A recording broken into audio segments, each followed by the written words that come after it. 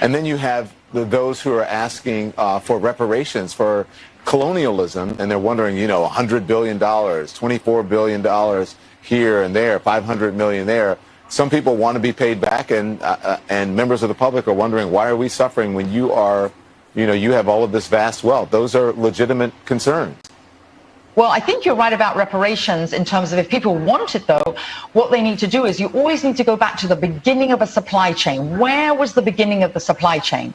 That was in Africa, and when across the entire world, when slavery was taking place, which was the first nation in the world that abolished slavery? The first nation in the world to abolish it. It was started by William Wilberforce, was the British. In Great Britain, they abolished slavery.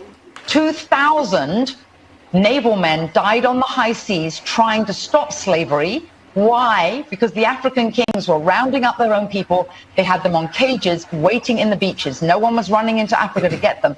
And I think you're totally right. If reparations need to be paid, we need to go right back to the beginning of that supply chain and say who was rounding up their own people and having them handcuffed in cages. Absolutely. That's where they should start. And maybe, I don't know, the descendants of those families where they died in the high seas trying to stop the slavery, that those families should receive something too, I think, at the same time. It's an interesting discussion, Hillary. Thank you very much.